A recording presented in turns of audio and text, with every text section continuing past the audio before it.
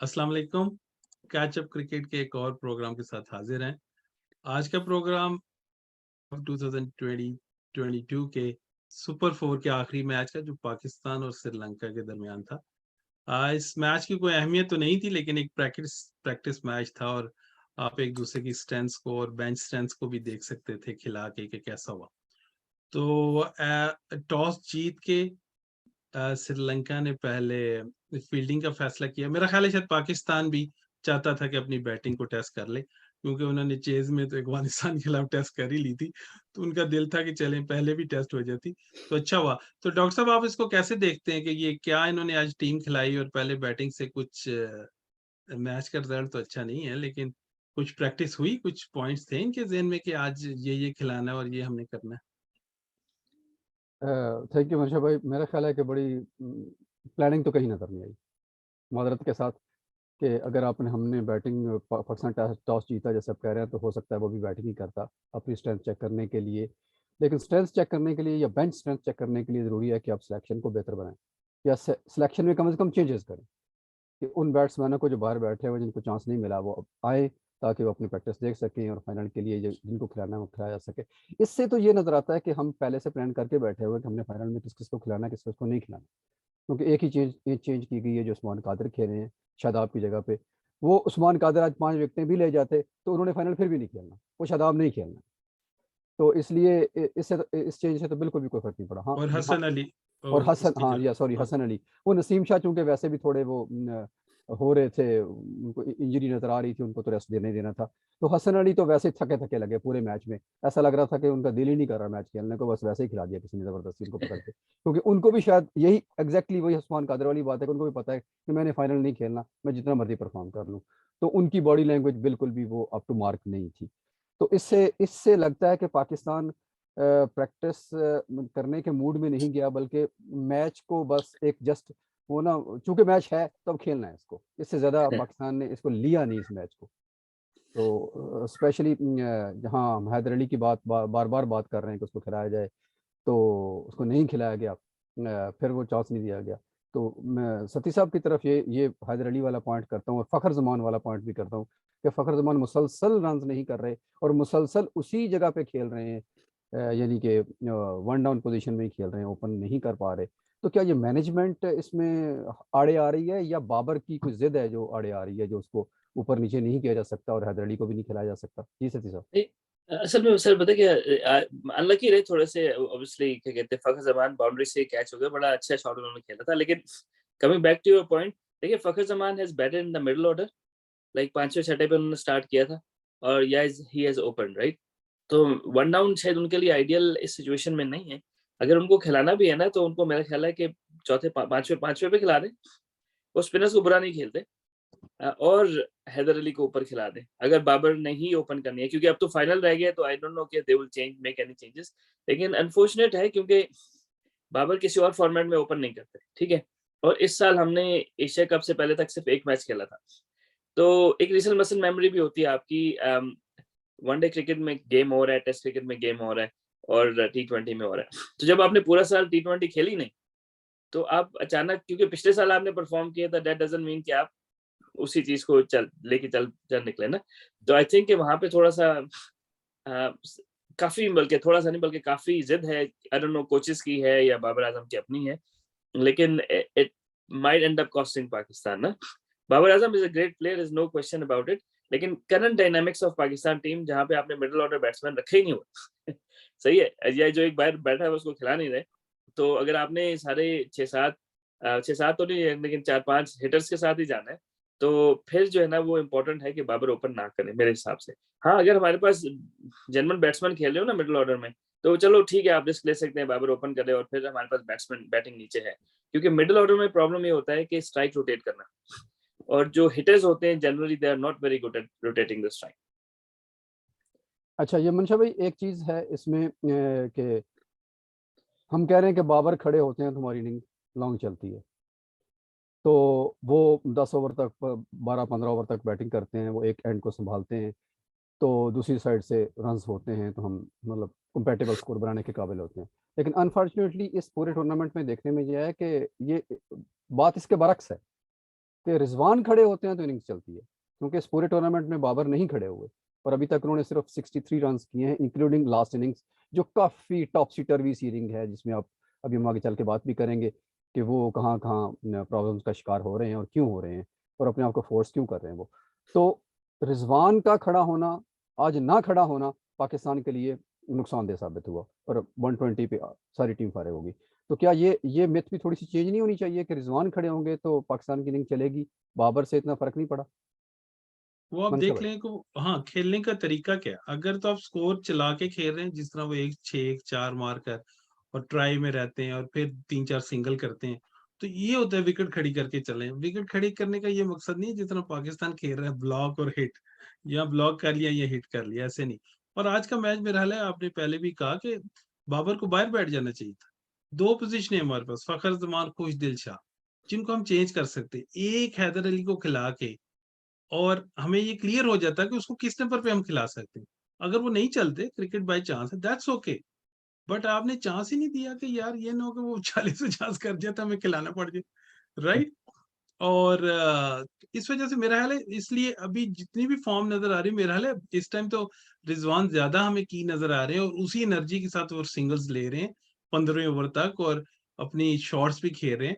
तो इस टाइम तो मुझे लग रहा है कि बाबर ज़्यादा, वो रिज़वान ज़्यादा इम्पोर्टेंट है हमारे लिए। और सतीब भाई, मैं बात भूल ना जाऊँ, आपने बात की कि फ़खर ने आज अच्छा शॉट मारा, बाउंड्री पे कैच हो गए। ये 2 बॉलें कल वो उन्होंने पूछा भी, जिसमें नसीम शाह ने भी 6 मारे, उन्होंने नबी से पूछा कि आपने बॉलर को क्या बताया था? तो उसने कहा हमने बात की थी या यॉर्कर करनी है या स्लो बाउंसर करना है। तो ये स्लो बाउंसर अभी तक कोई भी सही नहीं खेल पाया। आसिफ अली ने भी कल खड़ा कर दिया।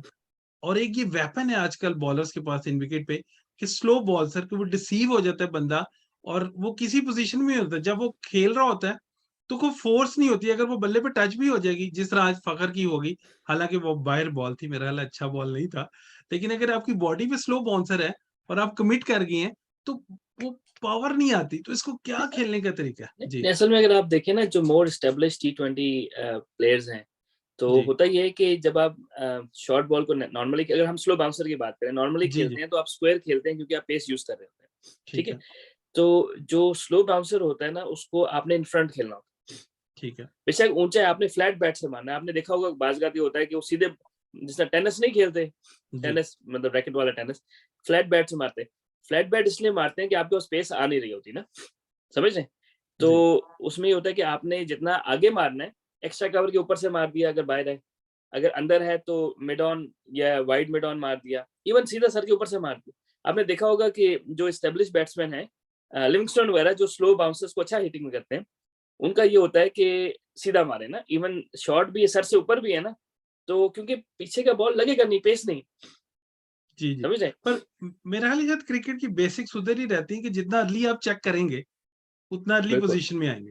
मेरा हाल है ये लेट चेक कर रहे हैं, आसिफ अली ने भी बड़ा लेट चेक किया। और ये अच्छा, जी ये going back to slow bouncers, मेरे ख्याल है आईसीसी ट्रॉफी एक हुई थी इंडिया में, आई डोंट नो, आपको शायद याद हो, काफी पहले। शेन बॉर्न was the first bowler, fast bowler to use slow bouncers. जी तो वो, क्योंकि यहाँ पे हमारी कुछ गुफ्तगू उस टाइम चल रही थी न्यूजीलैंड में कि स्लो बाउंसर, तो Shane bond was the first guy, और इंडिया में हुए थे, तो उसने पाकिस्तान को तंग किया था, थोड़ा सा स्लो विकेट था। तो स्लो बाउंसर तो हमने कभी सुना ही नहीं था स्लो बाउंसर का ना, आगे वाले स्लो गेंद का तो सुना हुआ था कि मार के आगे स्लो गेंद करते हैं बाउंसर का। तो उससे ही हुआ कि वो जो प्लेयर थे ना, वो जैसे ही आप पीछे बॉल पड़ा हुआ देखते हैं तो आपका इंस्टिंक्ट होता है ना कि आपने इसको पुल मारना है, जो कुछ भी है। तो स्लो बाउंसर का ये होता है कि आपने ऑब्वियसली ट्रेन करना है ना अपने आप को, तो ये ट्रेन करना है और फिर उसको, तो हमारे यहाँ शायद स्लो बाउंसर उतना ज्यादा यूज नहीं होता पाकिस्तान में, और शायद इस वजह से हमारे प्लेयर्स उतने ज्यादा, हमारे ना बॉलर्स अच्छा स्लो बाउंसर मारते हैं, ना ही हमारे बैट्समैन स्लो बाउंसर्स को उतना अच्छा खेलते और मेरा हाल है इसमें टेप बॉल की कुछ एक्सपर्टीज लेनी चाहिए। मेरा हाल है कर्नल हैं। जाहिर लाहौर बिल्कुल। वालों को उन्होंने कैंप में रखा और कर्नल जाहिर ने अच्छे बॉल किए और प्रैक्टिस के लिए। तो शायद वो एक्सपर्टीज ही चाहिए कि बॉल को अर्ली आपने चेक करना है। अच्छा, और अब अगर मैं बैटिंग कार्ड डॉक्टर साहब शेयर करूं अगर, तो जी जी प्लीज। जी। और पहले हम बैटिंग, पाकिस्तान ने पहले बैटिंग की है। जी, शेयर हुआ है डॉक्टर साहब? जी बिल्कुल हो जी। गया। जी जी।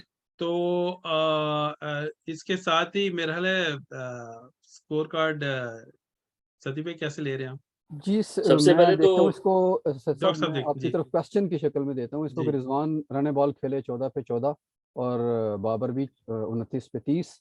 वो जो उनका स्टाइल है रन बॉल खेलने का बाद में कैचअप करने का वो भी नहीं हो सका। Fakhar Zaman as usual under 100 strike rate खेले और इफ्तिखार भी अंडर 100 स्ट्राइक रेट खेले जो कि 2020 में एक्सेप्टेबल नहीं है। कुछ दिलशार ने भी 8 पे 4 50 के स्ट्राइक रेट से खेले और इसी तरह सवाए नवाज के जिसने कुछ उसको बूस्ट किया इनिंग को 18 बॉलों पे 26 रन 144 के स्ट्राइक रेट से खेला। अदर देन दैट बाकी तो फिर नीचे तो फ़ोन नंबर नज़र आ रहा है 001113333778। तो वो एक फ़ोन नंबर की शक्ल में हमने आखिरी 5-6 तो वो तो काउंट ही नहीं होता। तो इसमें जो सवाल है बेसिकली फिर वहीं वापस चला जाता है जो बार बार हम रिपीट कर रहे हैं कि बाबर आजम आज फोर्स कर रहे थे अपने आप को। आप ऑफ कैमरा पहले बात कर रहे थे कि वो आखिर ऐसा क्यों हो रहा है, वो यहाँ क्यों फंस रहे हैं या उसकी क्या रीजंस हैं, उनकी बैटिंग में क्या प्रॉब्लम आ रहा है। सदी हाँ सर जी बिल्कुल। पिछले कुछ इनिंग्स से लग रहा है ना जिस तरह वो बाबर आजम क्योंकि या तो आप क्रीज की डेप्थ यूज करते हैं स्पिनर्स पे या फास्ट बॉलर्स पे या आगे जाते हैं ना, तो बाबर आजम स्टक लग रहे हैं ना। अगर ये इमेज आप देखें तो बड़ा परफेक्ट एग्जांपल है। बाबर आजम एलिगेंस के लिए नोन है ना, तो इसमें देखें कि his bottom has taken over. तो जब इम्पैक्ट हो रहा हो ना, बॉल बैट को टच कर रहा, तो आपकी एल्बो जो है ना वो हैंडल के साथ ऊपर जानी चाहिए, ठीक है। Extend elbow should be extension of your handle. तो जब आप फोर्स करने पे आते हैं, आप देखें कि जो जो कांटेक्ट है वो बॉडी से बहुत ज्यादा, ये वो बॉल है जो जिनमें इनकी विकेट बच गई, क्योंकि वो मेरे ख्याल फर्स्ट बॉल थी रिजवान के डिसमिसल के बाद, और Babar he was just trying to drive. तो अब ड्राइव जब आप फ्रंट फुट पे करते हैं तो आपका फ्रंट नहीं बेंड होता है ना नेचुरली, ताकि आपका वेट ट्रांसफर हो। तो अब इनकी जो है वो आप देख रहे हैं टांग भी ब्रेस्ड है और पुश कर रहे हैं। तो बेसिकली जब आपका बॉटम हैंड टेक ओवर कर लेते हैं ना, आप इनका राइट शोल्डर देखें तो बहुत आगे चला गया ना, अगर इसमें आप साइड साइड वाले उसमें देखें। तो this is very unlike Babar ना, क्योंकि Babar is known for elegance. और जितना लेट आप खेलते हैं, अब यही इम्पैक्ट अगर आप उनका मतलब पैड के करीब होगा, फ्रंट पैड के करीब होगा, तो आपको कंट्रोल ज्यादा होगा। तो आई थिंक वो जो इन्फोर्स करने की कोशिश कर रहे हैं ना, उसने हसनंगा के भी काफी सारे बॉल कभी बैट के अंदर से लग रहे हैं, कभी बाहर से लग रहे हैं। तो he is playing away from his body a lot, and that is a sign of him trying to enforce things. जी ठीक है। जी मनशा भाई आपसे वापस अगर आप वो स्क्रीन प्लीज शेयर कर जी दें जी स्कोर कार्ड वाली, तो उसमें जी हम जी बॉलिंग को भी देख लेते हैं और आपसे क्वेश्चन भी है उसी जी जी ज़मन में कि इसमें जी ये जो स्कोर कार्ड है पाकिस्तान की बैटिंग तो हम देख ही रहे हैं कि वो जो नज़र आ रही है। उसके अलावा इसमें क्या पाकिस्तान की बैटिंग का मतलब ना तजर्बाकारी कह लें उसको, या वो मैच को सीरियस ना लेना कह लें, या जो है बॉलिंग श्रीलंका की वो एक्स्ट्राऑर्डिनरी थी जिसकी आप बात कर रहे थे कुछ देर पहले कि हसरंगा ने आईपीएल भी खेला और वहाँ उनकी क्या परफॉर्मेंस रही, और यहाँ तो हसरंगा बिल्कुल ही ऐसे लगे कि जैसे वो अनप्लेएबल है कि 4 ओवर में उन्होंने 21 रन दिए और 3 विकेट भी लिए। जी मनशा भाई। जिस तरह अगर हम कहें ना कि हमारी क्या प्लानिंग थी, तो मेरा ख्याल है वो शांका जो उनके वो कप्तान है, वो बड़े क्लेवरली आज उन्होंने मैनेज किया। और मेरा ख्याल है जहाँ पे उनको डेंजरस नजर आए टिक्शन पहले ओवर में ही, क्योंकि उनकी क्वालिटी ये नहीं कि वो स्विंगर स्पिन कर रहे हैं और लेग ब्रेक बीच में कर रहे हैं, ऑफ ब्रेक कर रहे हैं। वो जो शुरू के ओवर कर रहे हैं, वो ऐसा जिस तरह एक सीम बॉलर होता है और स्विंग बॉलर होता है, शुरू में उसको स्विंग मिलती है, वो स्विंग से आउट करने की कोशिश कर रहे हैं कि बॉल को वेयर देते हैं और आगे करते हैं, और उससे वो स्विंग से, ये नहीं कि वो फिंगर से लेग ब्रेक कर रहे हैं या ऑफ ब्रेक। तो वो जो पहले 2 ओवर हैं वो टिक्शिना के वो स्विंग से आउट कर रहे हैं। और जब उन्होंने देखा कि बाबर से और उससे दोनों से नहीं खेली गई, तो उन्होंने उसको हटा लिया। वो इसलिए नहीं हटाया कि वो विकेट नहीं थे लेना चाहते, वो अपना वेपन संभाल के रखा है उन्होंने कि जो फाइनल में यूज करेंगे। क्योंकि मुझे आज वो बहुत डेंजरस नजर आए, क्योंकि रिजवान भी बहुत क्रॉस खेलने जाते हैं और बाबर को भी सारे इनकटर कर रहे हैं कि उसका एलबी पकड़े और वो पुश कर रहे हैं, बॉल को ज्यादा फोर्स कर रहे हैं। तो पहले तो मेरा ख्याल है उन्होंने ये जो नानजी बहुत उनके एक्सपीरियंस टेस्ट प्लेयर है, उनको आज उन्होंने T20 गेम दी, तो उनसे उन्होंने ऑफ ब्रेक करवा ली। ठीक है। और ये जो मधुशान उनका आज डेब्यू पे था। ठीक है। जो मेन उनका मधुशंका लेफ्ट हैंडर है, जिसके जिन्होंने फाइनल भी खेलना है और एक तरह से टिक्शिना करेगा, ये जो ऊपर दिलशान मधुशंका, तो वो मेरा ख्याल है इनको अगर ये को प्लानिंग से खेलते तो आज उसको अंडर प्रेशर लाना चाहिए था। उस खब्बे को इनको मारना चाहिए था कि आप फाइनल को सेटअप कर रहे हैं, राइट। ऑस्ट्रेलिया की टीम जब लीड करती थी पूरी दुनिया में, तो ये नहीं थी करती कि एशिया कप हार जाए, इसकी कोई बात नहीं, जिस तरह इंडिया हार गया। और ये जीत जाएं और फलां छोड़ दें और इसमें ये खिला। जीत उनका पहला मोटो होता था, रोटेशन बाद की बात है, रोटेट वो करते थे प्लेयर्स को, लेकिन जीतना जरूर होता था। अब इनका देख लें कि इन्होंने पहले तो मैं कह रहा हूँ 5 में वो अपने उन्होंने शंका ने बिल्कुल ही चेंज करके बॉलर खिलाए, और शायद ये धनंजय डी सिल्वा शायद फाइनल ना खेलें, लेकिन हो सकता है, और वो जो लड़का नया वो तो फाइनल नहीं खेलेगा। तो उन्होंने वो ऊपर से, और वो उनको समझ ही नहीं उन्होंने आने दी, और जब हमारा 6 ओवरों के बाद वो अपना प्रीमियर बॉलर जो है हसरंगा को लेकर आते हैं कि फील्ड खुल गई होती है और वो इजीली बॉल कर सकता है। बिल्कुल मुझे तो ये आउट ऑफ सॉर्ट, बिल्कुल इनको समझ नहीं थी आ रही कि वो एक ही लेग वो गुगली करते हैं, थोड़ा सा राउंड ऑफ एक्शन है। तो मेरा ख्याल है थोड़ी सी भी इनकी अगर होती प्लानिंग के आईपीएल देखते कि उनको कैसे उन्होंने स्ट्राइक किया, क्या प्लान किया आईपीएल टीमों ने उनके खिलाफ, कैसे उनको मारा है। तो मेरा ख्याल है ओवरऑल अगर कप्तानी में मैं कहूँ तो वो श्रीलंका को कुछ प्लान भी अच्छा था, और लेकिन फिर भी मैं सोच रहा हूँ कि बैटिंग को बॉलिंग को अंडर प्रेशर ला सकते हैं अगर हम उनके फास्ट बॉलों को हिट करें, तो उनको जल्दी स्पिनर लाना पड़ेगा। जी जी सर साहब, आपसे भी इसी इसी इनिंग्स के मुतालिक क्वेश्चन है कि लगता है कि श्रीलंका वाज़ेह प्लानिंग के साथ आया और फाइनल की तैयारी के लिए आया, और Pakistan just for the sake of match आया। और इसमें लेकिन एक पॉजिटिव जो चीज़ मुझे नजर आई पूरी इनिंग में पाकिस्तान के, पाकिस्तान 12 के स्ट्राइक सॉरी इकोनॉमी से खेला। हैरान हो गए अच्छा मतलब डॉक्टर आप। साहब, नहीं वो ये है कि नहीं, सवाल मेरा है सर वैलिड है। आप जी हैरान जी हो गए, वाकई 12 के स्ट्राइक रेट से खेला, इसलिए कि 19 ओवर खेले पाकिस्तान ने, और जी जी पाकिस्तान ने 120 रन किए 10 ओवरों में। 10 पाकिस्तान ने 9 ओवर पाकिस्तान ने डॉट खेले, तो बाकी बिल्कुल 10 ओवरों में तो 120 किया ना उन्होंने। बिल्कुल। हाँ डॉक्टर साहब, यही चीज है कि हम पहले भी बात कर रहे थे डॉट बॉल्स की पावर प्ले में, उसके बाद में। तो पावर प्ले में पहले पाकिस्तान 6 में से 3 ओवर डॉट खेल रहा था, इस दफा 13 बॉलें खेली डॉट, और जहां पे डॉट नहीं खेलने चाहिए, यानी कि 38 बॉलें हमने डॉट खेली हैं 7वें से 19वें ओवर के दरमियान, ठीक है, यानी कि इन 14 में से 6.5 ओवर हमने डॉट बॉल्स के खेले जब फील्ड खुली हुई है, सही है। तो और ये तो डॉट बॉल्स खेलनी है, उसके बाद काफी दफा ऐसे हुआ है कि हमारे जो इनके जो स्पिनर्स हैं उनको पिक नहीं कर पा रहे हमारे बैट्समैन, कभी बैट के अंदर वाले किनारे से इधर जा रही है, कभी बाहर से इधर जा रही है। तो मतलब कोई स्ट्रेटजी नहीं है, अगर आप बॉलर को पिक नहीं कर सकते स्पिनर को, ठीक है, तो आपके पास 2-3 चीजें होती है ना, आप या तो बड़ा स्वीप मार लेते हैं, सरफराज अहमद हमारा बड़ा अच्छा खेलते हैं, बड़ा स्वीप मार लेते हैं, या लैप खेल लेते हैं, ठीक है, पिच तक पहुंच के तेज करे तो पिच तक पहुंच के लैप खेल लेते हैं, यानी कि आपने स्टक नहीं होना। लेकिन अनफॉर्चुनेटली जो हमारे मिडिल ऑर्डर में पावर हिटर्स ही हैं सारे, तो या तो उनको चेंज करना चाहिए या फिर उनको थोड़ा सा बताना चाहिए। मेरे ख्याल में यहाँ पे अगर फखर फखर जमान को हम 5वें पे खिला लें, अगर हम बजट हैं कि बाबर से ही ओपन करानी है, तो Fakhar Zaman would do a better job at number 5 number 6, क्योंकि वो लेट मिड ऑर्डर खेलते रहे और वो स्पिनर्स को मैनिपुलेट करना जानते हैं। जहाँ पे बात आती है इफ्तिखार की, खुशदिल की, इवन आसिफ अली वगैरह की, तो ये लोग जो है ना हिट एंड मिस हैं, या तो रोकेंगे या मारेंगे, दरमियान वाला काम नहीं है। तो I think coming back to your point, बिल्कुल हमने जो है वो क्या कहते हैं डॉट बॉल बहुत ज्यादा खेले हैं मिडिल ओवर में, और उसके अलावा इससे ज्यादा डॉट बॉल्स हो सकते थे, क्योंकि उन्होंने जो है वो इनसाइड एज या आउटसाइड एज काफी दफा लिया है ना हमारे बैट्समैन का, तो पिक नहीं कर पा रहे स्पिनर्स को उनके, ये बड़ा अलार्मिंग है। They have to do something about it before the next game. जी सर, तो जी सर सब अगली इनिंग पे चले मनशा भाई। जी जी। और फील्डिंग की बात मैं थोड़ी करता चलूं। जी पहले जी ओवर में टिक सिन्हा को जब उन्होंने वो घुटना मार के मारते हैं अपना शॉट रिजवान, तो बिल्कुल जब शॉट लगा तो मैंने भी कहा 4 है, और मेरे ख्याल स्क्वायर लेग से डीप फाइन लेग की तरफ हसन रंगा ने उसको दुखी कराया, और पूरे मैच में उसने वो एरिया कवर किया। एक स्पिनर है, और मतलब बॉल फील्डिंग का, और हमारी तरफ से अगर मैं देखूं तो मतलब नवाज बैटिंग करने जा रहे हैं और इफ्तिखार सिंगल नहीं दे रहे हैं, उन्होंने थर्ड उधर खेला पॉइंट पे, और वो नवाज कह रहे हैं single. You have to be proactive right, जिस तरह हारिस राउफ ने आप फील्डिंग की, you have to give your best, you are playing for Pakistan, it's not about the dead rubber और समथिंग। तो पहले मैं दूसरा भी शेयर कर देता हूँ कि अब बैटिंग है श्रीलंका की। जी डॉक्टर साहब, मैं वैसे अगर इसको लूंगा सती भाई अगर आपकी इजाजत हो, क्योंकि आज मैंने उसको बैटिंग करते हुए देखा निशंका को, तो मैं पिंच हिटर के तौर पे इनको कुछ मैचों में लिया कि कुशाल मेंडिस खड़े होंगे और वो टेस्ट प्लेयर है और बड़ी उन्होंने नामवर इनिंग खेली।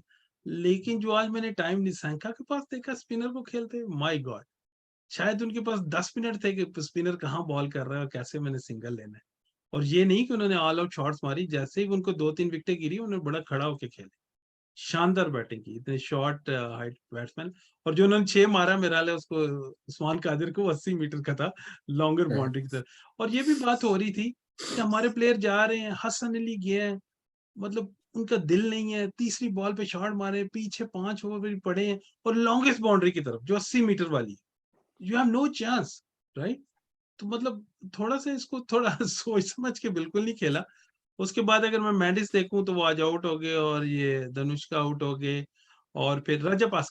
ये यहाँ पे मुझे ये लगा कि ये जो उनका शनाका, ये जो उनके कप्तान है दासुन शनाका और रजपास, ये मुझे उनकी की हिटर्स है। मेरा हाल है ऊपर से वो ओपनर्स उसके बाद इनके ऊपर बहुत ज्यादा बैंक करते हैं कि कहीं पे इनको भेजेंगे तो मारेंगे। लेकिन जिस तरह पाकिस्तान ने बॉलिंग में फाइट की, it's a very good thing कि उनको कुछ तो अंडर प्रेशर लाए, कुछ 4-5 विकेटें ली। आई स्टिल थिंक कि पाकिस्तान बेटर साइड है। आई नहीं स्टिल अगर आप थिंक, हाँ जी, कि मंशा थोड़ा-सा भाई, एज हमें है। हाँ जी, हाँ जी। आपको ऐसे लगता है अगर मैच आप देखें तो शुरू में पाकिस्तान टॉप पे था पहले 2 ओवर में, जी, introduction of Hasan Ali in the तो पावर उन्होंने हिट प्ले, किया, उन्होंने बेसिकली टारगेट वहीं किया से वो गेम ले निशंका गए। ने, हाँ, निशंका ने उसको 2-4 मारे। वो मतलब वहां से उन्होंने टारगेट किया हुआ था। कुछ प्लान से पीछे आए थे कि जी। बेशक हसन अली को आज 3 विकेट दे देंगे, ये नो फाइनल में खेले, एक्सपीरियंस बॉलर है, right? Hmm. So you never no, right? लेकिन बड़ी जान से हसनैन ने बॉल की। बिल्कुल वो नजर आया कि आज हमारे लीडिंग बॉलर थे नसीम शाह नहीं थे। और हारिस रऊफ तो आपको पता है उस पे तो हमेशा कप्तान बैंक करते हैं कि वो करेंगे। और फिर मुझे मुझे ऐसा लगा कि शायद अंडर प्रेशर थोड़ा सा ये इनको मिडल ऑर्डर जिस तरह आज था, फाइनल में अगर थोड़ा फंसे तो ये दोनों ने, आज मैंने देखी कि वो अच्छे हिटर थे लेकिन अंडर प्रेशर आ सकते हैं। अच्छा, उस्मान और कादिर की मैं बात करता चलूं, उनको ये जी, मैच खिलाया था डॉक्टर साहब। तो स्टैट्स बता रहे हैं 4 ओवर 34 रन, लेकिन असल में उन्होंने दरमियान में बहुत आला गेंद भी डाले, यानी कि उनके 3-4 बॉल अनप्लेबल थे मेरे हिसाब से ना। ऑब्वियसली उनकी जगह तो नहीं बनेगी टीम में, लेकिन at least he got an opportunity. I wish कि सिमिलरली अगर वो हैदर अली को भी इस तरह खिला देते। हम 15 लोग लेके गए, हैदर अली के अलावा हर किसी को गेम में दी। डॉक्टर साहब आप ये देखें कि वो वकार जो हमारे बहुत देर कोच रहे, उन्होंने कहा कि बिगेस्ट स्पिनर है पाकिस्तान में, सबसे ज्यादा बॉल कादिर की स्पिन होती है, उस्मान कादिर, राइट? और जब वो रस्सी थे थोड़े लगे, फुल टॉसेज उनसे हुई जिस पे उनको बाउंड्री लगी, बाकी जो बॉल उनका ब्रेक हुआ है, मेरा ख्याल है किसी का भी ब्रेक नहीं हुआ पूरे एशिया कप में जितना आज उन्होंने बॉल ब्रेक किया, राइट? तो ये जो ब्रेक होती है लेग ब्रेक, ये आपके अंदर डाउट पैदा करती है कि आपने बाहर निकलना है, कितनी ब्रेक होगी, रिस्ट स्पिनर की पता नहीं लगता ज्यादा ब्रेक।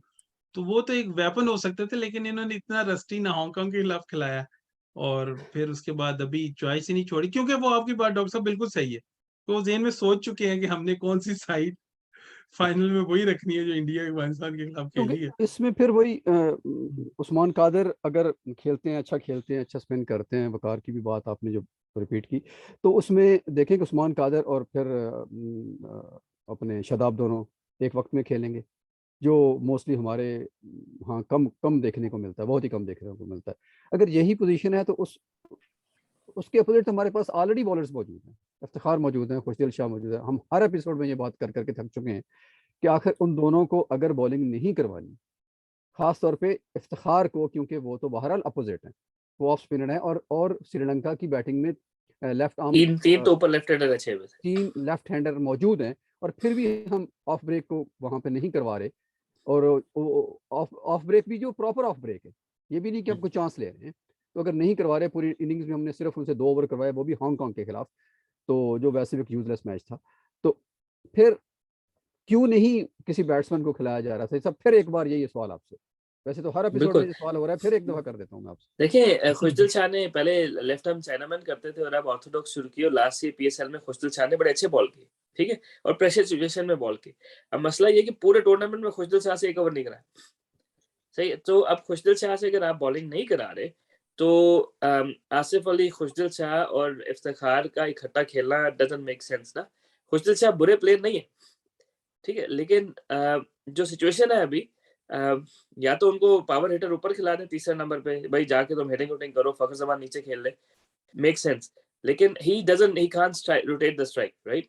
तो फिर इट डजंट मेक सेंस, उनसे बॉलिंग भी नहीं करा रहे, सही है, और फिर आपने बैट्समैन एक जो है ना वो एक बैट्समैन की जगह मारी गई है।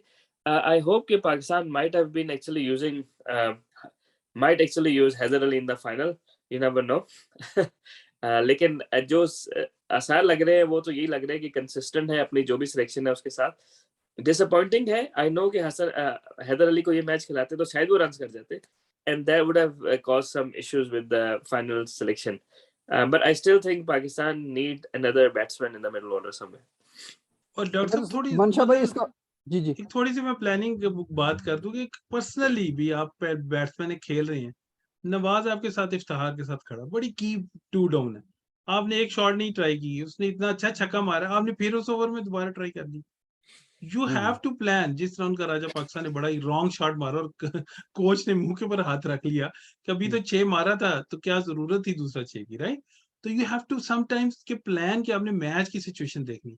और मैं अगर देखूं नवाज की बहुत ज्यादा तारीफ हो रही है क्योंकि ही इज प्लेइंग वेल, इवन कि जिस तरह वो इन और आउट टीम से रहे, राइट? अभी अगर हसन अली और इनको मैच मिला, you have to give your 100%, right? You never know, आप अपना 100% देते रहे, आपके बाद 6 महीने बाद मैच मिलता है, कम मिलता है, you are playing for Pakistan. अच्छा एक और मुझे वो चीज है, चीज एक और जी चीज है, मैं इससे पहले कि मैं भूल जाऊं, जी जी बड़ा थोड़ा सा एक पॉइंट ये मेरा कि हसनैन, मोहम्मद हसनैन हो गए या नसीम शाह हो गए ना, ठीक है, जी और हारिस रऊफ, तीनों बॉलर, लेकिन मोर इम्पोर्टेंटली हसनैन और नसीम शाह। फाइनल बड़ा गेम होता है, फाइनल में जब आप टेंस होते हैं, ज्यादा नर्व ज्यादा आपको वो करती है, तो you are there is a good chance that you might break down, ठीक है। तो उस सूरत में जो है वो ओवर्स किसने पूरे करने हैं, या इफ्तिखार ने करने हैं या खुशदिल शाह ने करने हैं, if they keep on playing the same team, right?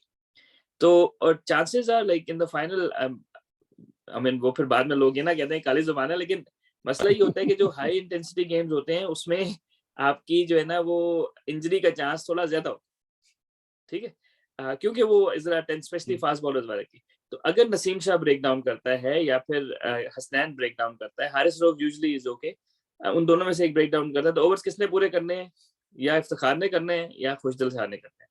Iftikhar ने किसी टेस्ट प्लेइंग नेशन के खिलाफ ओवर नहीं किया इस पूरे से उसमें, ठीक है, और खुशदिल शाह ने तो एक ओवर भी नहीं किया। तो और हम खेलेंगे 5 बॉलर्स के साथ, दैट इंक्लूड्स 2 ऑलराउंडर्स, राइट, उसके अलावा। तो आई थिंक अगर इस मैच में उनसे बॉलिंग नहीं कराई तो दिस इज वेरी अलार्मिंग ना मेरे हिसाब से। सही बात कह रहे हैं, बिल्कुल जैसे सही एक कह रहे हैं। एक क्वेश्चन की शक्ल में जो भी आप में से लेना चाहे कि आखिर ये बात तो हम कर रहे हैं कि ये बाबर और रिजवान की जोड़ी है वो सिलेक्शन पे ज़्यादा असरअंदाज हो रही है, या बाहर बैठी हुई मैनेजमेंट, जो शॉन टेट भी हमारे साथ बैठे हुए हैं, बॉलिंग भी, तो वो आखिर क्या इनको बॉलिंग कोच हैं, वो सिर्फ ये तो नहीं होगा कि वो बॉलिंग सिखाते होंगे या बॉलिंग के टिप्स देते होंगे या इनका या फिजियो इनका ख्याल रखते होंगे, बाकी भी तो कुछ आखिर मैच प्लानिंग में भी उनका अमल दखल तो होगा।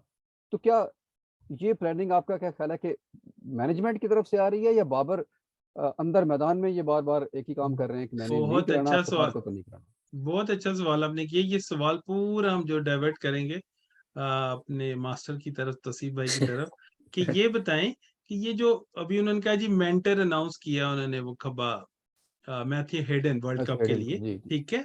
और एक कुछ सुना जी, मैं वो लड़की इंडिया की नहीं खेला जा रहा हरप्रीत कौर, उसने कहा जी मेंटल स्किल कोच एक होता है, राइट? जी जी और वो बेशक विराट कोहली हो या 100 टेस्ट खेला या 4 टेस्ट, सबके लिए जरूरी है, एथलीट्स के लिए। जी और ये जो डॉक्टर साहब ने ऐड कर दिया कि ये क्या जो एक बॉलिंग कोच है उसको इनपुट भी है कि इसको तो ये जरा आप तीनों सवालों का हमें इकट्ठा जवाब दे दें कि एक एक करके कि ये क्या अच्छा होता है जी। अच्छा, सबसे पहले जो डॉक्टर साहब बॉलिंग कोच ना, तो होता ये है कि जो बॉलिंग कोच होता है ऑब्वियसली वो बॉलर्स के साथ काम कर रहा है। अब क्योंकि जो ऑन टूर बात होती है ना, तो ऑन टूर आप टेक्निकल एडजस्टमेंट्स नहीं कर सकते, क्योंकि टेक्निकल एडजस्टमेंट्स के लिए आपको एक मसल मेमोरी डेवलप करनी पड़ती है, it takes little bit of time, right? तो ऑन टूर आप टेक्टिकल एडजस्टमेंट्स कर सकते हैं, ठीक है, वाइड ऑफ द क्रीज आ गए, क्लोज ऑफ द क्रीज आ गए, या इस तरह छोटी मोटी एडजस्टमेंट्स कर सकते हैं। तो बेसिकली ये होता है कि मैंने थोड़ा सा काम किया प्रोफेशनल आउटफिट के साथ एज अ बॉलिंग कंसल्टेंट। तो हम क्या करते हैं कि हम स्ट्रेटेजीज बना के देते हैं मुख्तलिफ बैट्समैनों के खिलाफ, उस पर्टिकुलर बॉलर को जिसके साथ हम काम कर रहे हैं। प्लान ए ये है, प्लान बी ये है, प्लान सी ये है, ठीक है। और फिर बॉलर की अपना इंटेलेक्ट होता है कि वो किस तरह उसको यूटिलाइज करता है। तो जहां तक टीम सिलेक्शन की बात है तो जनरली उनका हाथ नहीं होता। हाँ, ये जरूर वो बता सकते हैं कि यार ये फलाना बॉलर जो है ना ये थोड़ा सा ऑफ कलर है, जिस तरह हम नसीम शाह की बात कर रहे थे, तो वो उनका he is not hitting the deck as hard as he was like in the first game, कि उनको रेस्ट की जरूरत है। इस तरह की इंडिकेशन जरूर दे सकते हैं, लेकिन जनरली स्पीकिंग मुझे नहीं पता कि पाकिस्तान का सेटअप किस तरह है, लेकिन ज्यादातर प्रोफेशनल सेटअप्स में उनका सिलेक्शन में हाथ नहीं होता। अच्छा, अब सेकंड सवाल मनसा भाई क्या था कि मेंटल मेंटोर, हाँ मेंटोर ये जो रखते हैं साथ, तो क्या करता है वो? ये अलग कमरे में लेके जाता है, वो बातें सुनाता है या क्या? अच्छा, मेंटोर्स जो है ना, मेंटोर्स जनरली वो होते हैं जो फॉर्मर क्रिकेटर्स होते हैं ना, इंटरनेशनल क्रिकेटर्स होते हैं। तो मेंटोर्स बेसिकली होते हैं कि उनका जो अपना एक्सपीरियंस होता है ना, क्योंकि they have been through that phase, right. जो भी बैट्समैन या बॉलर जिस फेज से गुजरा होगा, तो जनरली होता है कि जो मेंटोर है वो उस फेज से गुजरा होता है। तो जो टेक्टिकल चीजें उसने यूज की होती है ना अपने टाइम में, तो वो उनसे प्लेयर के साथ शेयर करता है। सही है कि वो कह रहा होगा कि फॉर एग्जांपल जी आउटस्विंग से फंस रहा हूँ, तो वो कहेगा यार मैं थोड़ा सा क्रीज से बाहर खड़ा हो गया था, समझ नहीं, ये अपने ही वो मेंटली जो है ना वो बताता है। कुछ ये बताते हैं कि यार हम जो है ना वो हमने योगा शुरू कर दिया सुबह, कुछ ये बताते हैं कि हम सुबह वॉक पे चले जाते थे या लाउड म्यूजिक सुनते थे मैच से पहले, मतलब अपनी रूटीन्स वगैरह ना, मतलब बेसिकली जो है ना वो जो उनका अपना एक्सपीरियंस है ना, वो शेयर करते हैं प्लेयर के साथ, ठीक है। और प्लेयर उनको कॉन्फिडेंस में लेके बात कर सकता है कि उसकी क्या रिजर्वेशन है। अच्छा, अब जो मेंटल स्किल्स कोच है, दैट पर्सन डजंट हैव आपकी टू बी अ बात शुरू क्रिकेटर। करने से पहले मैं बता दूं, मैथ्यू हेडन वो तो क्या करते थे कि वो बॉलें गिनना शुरू होते थे शुएब की, कि अगर एक होगी, दो होगी, उनको पता है 3 ओवर करेगा थक जाएगा। तो ये भी एक वो ही हमारे कोच हैं। जी जी, बिल्कुल, वो हाँ, ये सारी बताएंगे। चीजें हाँ ना वो बताते हैं जी ना जी जी जी। मेंटोर। अच्छा, जो मेंटल स्किल कोच है उनका बिल्कुल क्रिकेट से ताल्लुक हो या ना हो कोई फर्क नहीं पड़ता। Mental right. स्किल्स कोच ये है कि वो जो आपकी अंदर आपकी फॉर एग्जांपल कोई कंसर्न्स होते हैं या कोई अम, मतलब डाउट्स होते हैं ना आपको अपनी गेम के बारे में या फॉर्म के बारे में सब कुछ। तो बेसिकली मेंटल स्किल्स क्या कोच क्या करता है कि ऑब्वियसली दे वो इस चीज के लाइक अ डॉक्टर, राइट। तो वो इस चीज के एक्सपर्ट होते हैं। तो वो जो है आपकी आपको हर बंदा डिफरेंट होता है, तो आपकी जो साइकोलॉजी है ना, मेंटल उस पे जाके आपके लेवल पे जाके आपके साथ मतलब उस लेवल पे जाके आपके साथ बात करते हैं जिस लेवल पे आप समझ सकें। अनफॉर्चुनेटली कोचेस वगैरह उतने मेंटली वो मेंटल स्किल कोच तो नहीं होते नॉर्मल जो कोचेस हैं, ठीक है। तो वो शायद उनकी वेवलेंथ जो है ना वो खिलाड़ियों के साथ नहीं मिलती। जो मेंटल स्किल कोच है ना वो कोच उनका ज्यादा जॉब है उनकी, वो खिलाड़ियों की वेवलेंथ पे जाके उसी ज़बान में, उसी तरीके से उनको समझाने की कोशिश करते हैं जिस तरीके से वो समझ पाए ना। और वो क्रिकेट से कम और वो उनकी जो है ना वो कंसर्न्स और डाउट्स, सेल्फ डाउट्स, उसके ऊपर वो ज़्यादा फोकस। आई रिमेंबर कि विव रिचर्ड्स ने मेंटल स्किल्स कोच यूज़ किया था। एक टाइम में वो आउट ऑफ फॉर्म थे, ठीक है। तो उन्होंने फिर वो कुछ उनको कुछ इसी तरह की चीज़ें बताई कि वो जो ट्रिगर्स वगैरह थे ना वो अपने यूज़ कर रहे थे, वो शायद चेंज कर रहे थे और जिसकी वजह से उनको हुआ। तो आई गेस कि मेंटल स्किल्स कोच का जो मेन काम ये है कि आपको जो है ना वो जब आप आउट ऑफ फॉर्म होते हैं या आपको कंसर्न्स होते हैं, तो your mind is too busy, like आपका जो है ना ब्लरी बहुत ज्यादा माइंड होता है, बड़ा बिजी होता है। वो क्या करते हैं कि आपको फोकस पे ले आते हैं ना, और फोकस पे ले आते हैं तो फिर ये होता है कि आप जो है ना काम हो जाते हैं, और फिर rest is on you and your batting and bowling coaches. तो ये डॉक्टर साहब फिर ऐड कर लें इस मुहावरे में कि वकील, डॉक्टर और मेंटल स्किल कोच से कुछ नहीं छुपाना चाहिए। तीनों को मतलब सही बताएंगे तो वो आपको हल कर सकते हैं, राइट? तो बिल्कुल ये बिल्कुल। कोहली ने भी लिया, या वो जी उनकी जी जो बिल्कुल बिल्कुल, वाइफ, आई थिंक इनके साथ तो उनकी प्रोफेशनल्स वाइफ जो इन्वॉल्व थी है। वो उन्होंने बहुत उनके, वो कह रहे हैं मैं इसमें मेरी हेल्प की, और वो तारीफ करता चलूं मेरे पसंदीदा प्लेयर है। तो कोहली इज बैक, कल जो उन्होंने खेला वही अफगानिस्तान थी डॉक्टर साहब जो हमारे खिलाफ थी बॉलिंग कर रही। कल प्रेशर नहीं था ना किसी किस्म का। Okay okay okay okay. अच्छा, तो उन्होंने बहुत खुशकुन खबर है कि वो वापस आए हैं और क्रिकेट को एक और खूबसूरत इनिंग देखने को मिली है। जी बिल्कुल, थैंक यू। तो ठीक है जी, वाइंड अप करें फिर इस प्रोग्राम को आज बिल्कुल इंशाल्लाह। बिल्कुल। ठीक है जी, अपनी हमारी तमाम क्रिटिसिज्म तनकीद जितनी भी है वो सारी सारी पॉजिटिव है, और हमारी कोशिश भी यही है कि पाकिस्तान टीम जीते, और जीतने के बाद हम प्रोग्राम को और अंदाज में पेश करें ताकि चांसेस बता दें डॉक्टर साहब, आपके ख्याल में क्या है? किसी सॉरी, इससे पहले मैं एक बात कंप्लीट करता चलूँ कि जी जी प्लीज जो जी। भी कोई तनकीद है वो किसी की तज़हीक नहीं है। कोई भी प्लेयर जो इंटरनेशनल क्रिकेट खेल रहा है, इंटरनेशनल लेवल पे खेलता है किसी भी गेम में, वो कोई कमज़ोर नहीं होता, किसी से कम नहीं होता। सिर्फ उस डे की बात होती है, उस मेंटल स्ट्रेंथ की बात होती है जिसकी हमने तमाम बातें की। तो इंशाल्लाह Pakistan will come back strongly, और Sri Lanka definitely performing well. Best wishes for both the teams. Chances नहीं बताया आपने क्या है? अच्छा, चांसेस आप बताएं, फिर मैं तो आखिर में बताऊंगा।